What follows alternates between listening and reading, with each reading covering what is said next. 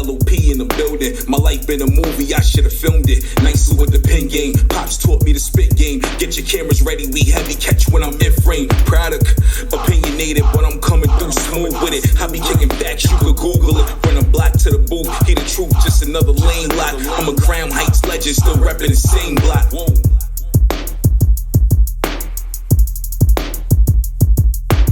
You are now listening to the Life of Produk podcast.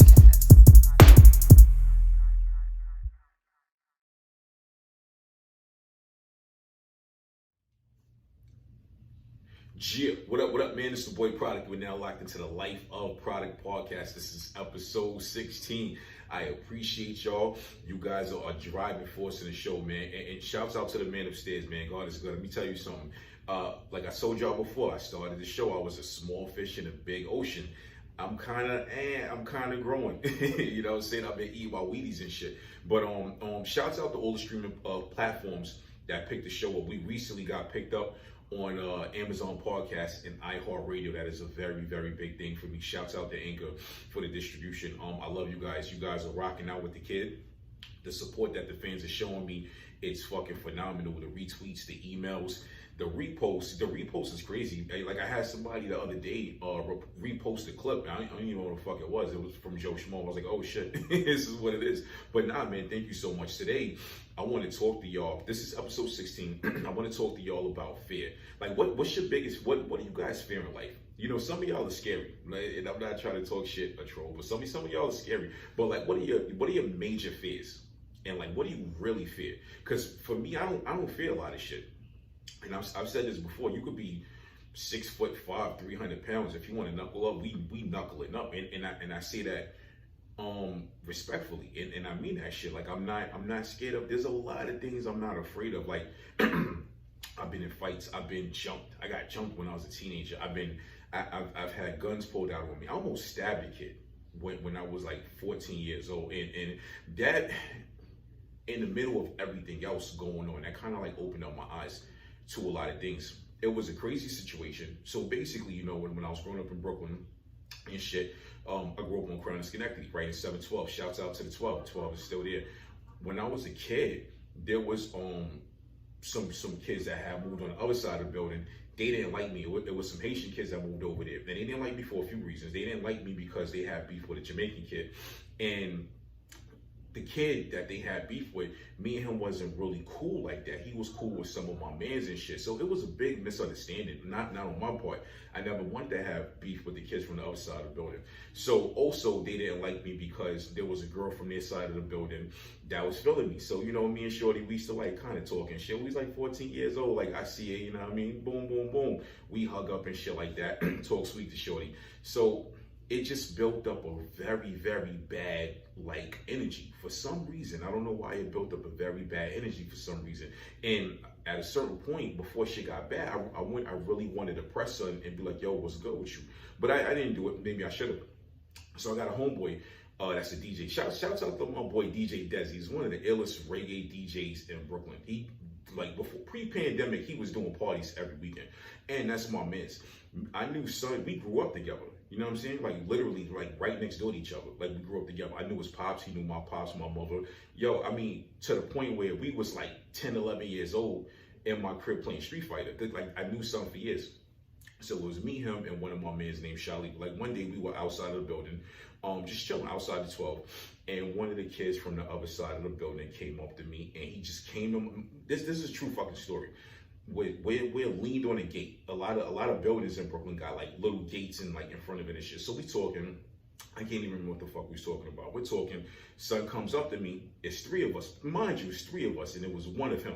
So he was kind of bold for this shit. And to this day, I don't know what the fuck he thought he was about to do, but I'm gonna tell you what the fuck he didn't do. So the kid comes up to me, and he, mind you, I got Shalik on one end. I got my boy Desi on the other end. The kid comes up to me and he looks me up and down, up in my face. Desi's not like really a tough dude. He's looking like, oh shit, mind you, Desi's like, I think like a year younger than me. So he's always like a little brother than me. So the kid said like two words, whack, whack, whack, three-piece the fuck out of him. Remember I told you on a few shows ago, I used to go hit the bag and shit. Drop the kid. The kid reaches in his pocket. Desi starts screaming, yo, Keith, he got a weapon, he got a weapon. The kid, I pulled out a knife and I flicked the knife. I was literally about to stab the kid. Come to find out, the kid had a fucking keychain with a bunch of keys on it and shit. Remember back in the day, they used to like wrap the keys around their finger, like in between their fingers and try to fight. So when I put the kid down with the 3-piece, he see I got a real weapon. He has some fucking keys. He runs in the building. So these experiences like that have kind of forced me to not really fear a lot of things physically, like in a physical form. Now, don't get it twisted. I'm not fucking He-Man and shit like that. I'm not Superman. I'm not just this emotionless dude that just walks around nonchalant. I have a fear. My biggest fear is failure. Honest, to keep it 100% with y'all, my biggest fear is fucking failure. And there's failure on multiple levels. You know what I'm saying? Like the reason why I've always, ever since a child, had this fear of failure. I used to have a fear of, like, my biggest fear as a kid, one of my biggest fears was like, as far as failing, was getting left back. I don't know why and the crazy shit is, I didn't come close to that shit until I got older. You know what I'm saying? But I had this fear of failing school, getting left back, things like that.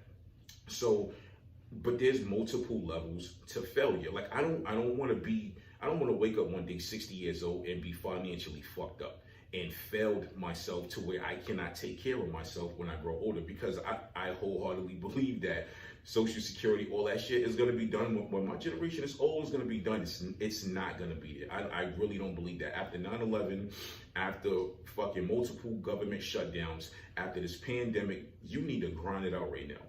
I have a fear of waking up 60, 65 years old. I don't have money for medication.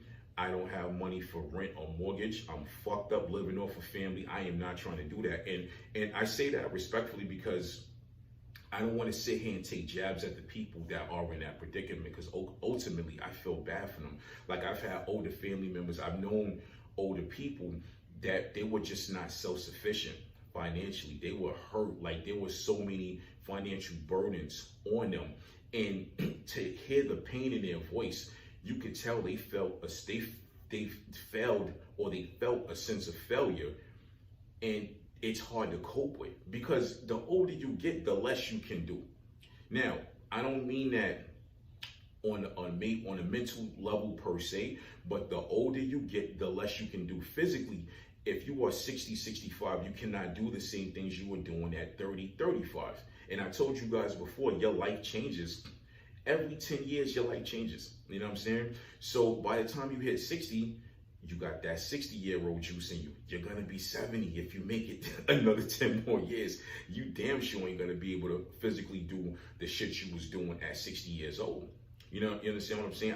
I've known, and I don't want to say this shit to be an asshole, and I don't want to say this to be mean, but I've known people in their 60s, they was still on Section 8. They were getting government benefits. I'm not knocking y'all for that. At 60 years old, if you fail to do certain things in life, then at that point, it's about survival, and I 100% support that. 100% support that. You will never see me or hear me say, oh, I don't pay taxes for that. Yes, the fuck I do pay taxes for that, because ultimately, I have a soft spot for older people. I feel older people, once they get to that age, you know, depending on, you know, the things that happen in their life, we need to lend them a fucking hand. And a lot of people out here in society are selfish. They don't want to do that. They feel like they don't know. That could be your parents. Shit, that could be you when you get older. But I've known older people, they were on Section 8. They were still getting food stamps. They were still getting XYZ. And to hear these stories that they would tell me, some of them would tell me about how they didn't physically have the energy to deal with that type of stuff no more. It's sad, yo. This shit hurts, man. It really hurts to hear that. And it's kind of like, if that person, depending on what you're doing, like, you know, we all have to take care of ourselves. We have to take care of our responsibilities. How much can you really do to help that person? Yeah, you could lend a hand.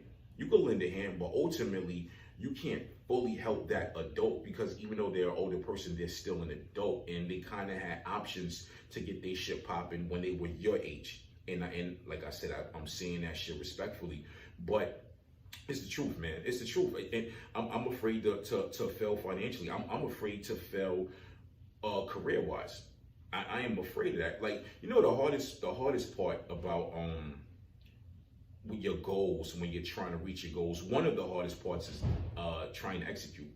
The execution is the hardest part. You need, once you like design a plan, you come up with a plan of action and things like that. Trying to execute can be one of the hardest things you can fucking do with this shit. It's not easy. It's not easy at all, because it takes a different set of energy. When you're sitting back in your lab, you got your lab coat on. I'm talking as if you're a motherfucking scientist. You know what I'm saying? You got your lab coat on. You got your safety glasses on. You got your beaker, your gloves. You're preparing shit. Bong, bong, bong. You're mixing shit together. That might be the easiest part. Honestly, the preparation part might be the easiest part. Executing is not easy because it takes a different set of energy. And some people don't have it. They don't got the same mojo to carry that shit. They don't fucking have it. That's what failure kicks in. Because you spent so much time and energy trying to prepare yourself for it that you're still not fully fucking prepared. You were not fully fucking prepared, and it's a scary feeling. Like I've known people in the music industry like me that have they at a certain point they walked away. They was like, you know what, I don't want to do that. I've questioned myself when it came to that. Like, okay, how much longer should I keep going? Should I walk away? Every time I start feeling like I failed, or I start questioning myself, saying, you know what, I should fucking walk away from this, I get further. And this is true. I think that's a sign from God saying, yo, what's wrong with you? I gave you this talent for a reason. Shut up and do it. You know what I'm saying? Every time I feel like I failed, or I feel like I'm not getting where I need to be, something happens. Bang, I get 10 steps closer to where I need to be, because everything is a process, man. Like it's a process.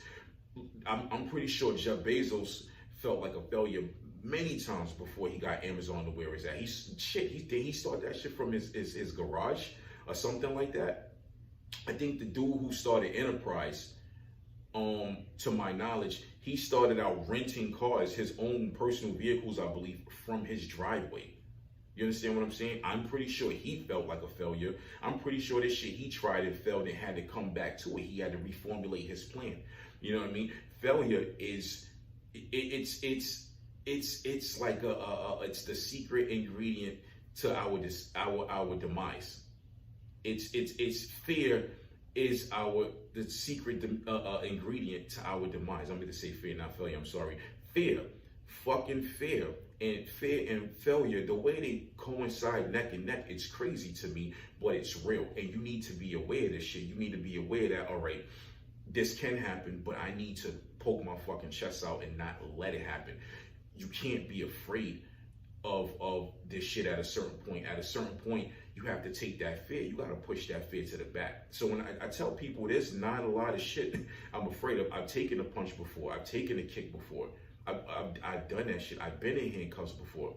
You understand what I'm saying? I'm not saying I'm not afraid to go to jail. Fuck yeah, I am. You know what I'm saying? And I live a legal lifestyle. I've been arrested for shit I ain't do and was with other people.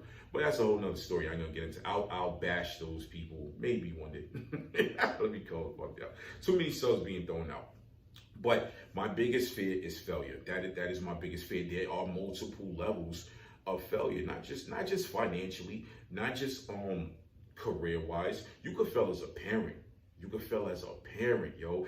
To me, that's my biggest fear on the failure level is failing as a parent, because I legit love my children. I've had to jump hurdles on some real shit for parenthood. I've had to go to court. I've had arguments. I've had to kick out lawyer money. I've had to do all that shit, but I do it because I love them. And deep down inside, I don't want to fail them. I don't. Now, I'm not the nicest person in the world when it comes to, you know, I guess maybe being a baby daddy. I ain't bad. You know what I mean? I'm a shit talker. I'm a professional shit talker. You know what I'm saying? And my kids, it kind of spilled over into them, which I'm actually proud about. The fact that they can they're you know, coming into their own and they can talk shit on the same level or almost at the same level I'm at. Oh man, it makes my heart smile. Yo, it makes puts a fucking smile on my face, dog. You know what I'm saying? Oh, I need to chill out. But my fear of failing my kids is real. And I know parents who have done that shit, man. Like I know parents who disconnected with their kids And on the flip side, we're excluding I'm a man, so we're gonna focus on the fathers.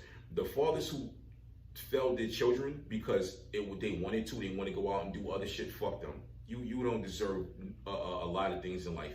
But the fathers that were excluded from their children's lives because of the mothers and things like that, I'm not putting y'all in this category, especially if you guys try to be in your children's lives and these women have pushed you out and they have done all these things to make it seem as if you were not the person that you really were, or the person that you knew deepest down inside you could have been or were trying to be. But failing my kids is a very big fear of mine. I've known people and I've had friends, unfortunately, and I hate to use them as an example, but I've had friends and family who fathers were just so engulfed in themselves, like whether it would be drugs, alcohol, in the street chasing women, just not want to be there, just generally being lazy, or just being caught up in hood shit. The hood shit it's just as effective as the drugs and alcohol. It's a vice.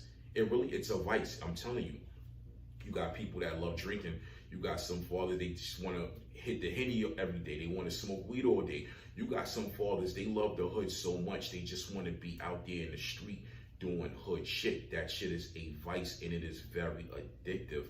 Once you become so comfortable within that, how you walk away from that shit, it's hard.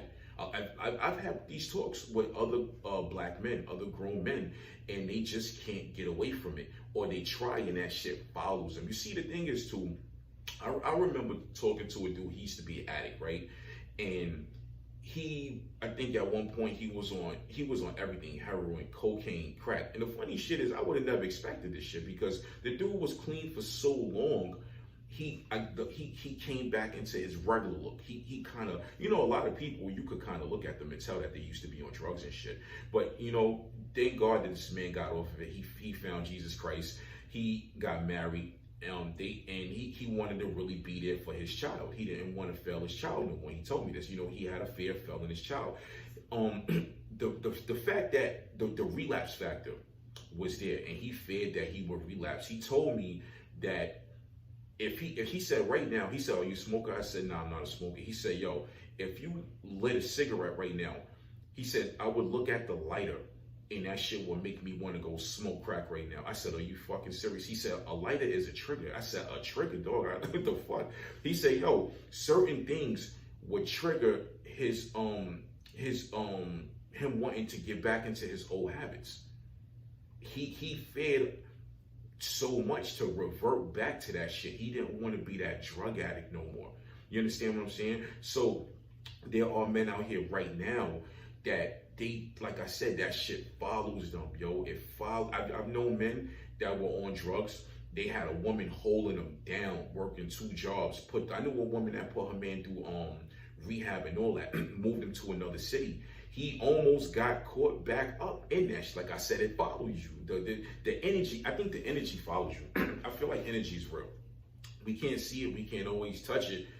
You know what I'm saying? But the vibes, yo, the vibes, the vibrations of that shit, it's real. It followed him. He literally it took all the willpower in him not to go back to that. Look how so many fathers have had drug habits, alcohol habits, hood habits, all kind of shit, and failed their children. And it's a fear of mine. Failing my kids is a huge fucking fear. I don't want my kids 20 years from now to come to me as an old man and be like, "Yo, why didn't you do this? Why didn't you do that? You didn't do this for me." I worked 60, 70, 80 hours for my kids, to support my kids. Even when times are financially rough, I make sure birthdays and Christmases is popping. And I understand material shit. Material shit is here today, going tomorrow. I totally fucking get that, right?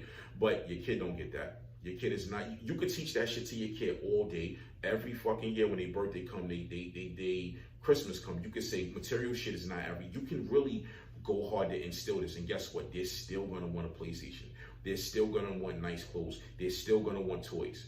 Because when you're a child, your parent might teach you to look at shit a certain way, but they can't always teach you to feel a certain way. They can't, because you are a child. Your child is allowed to feel how they feel. You should not try to take that out of them.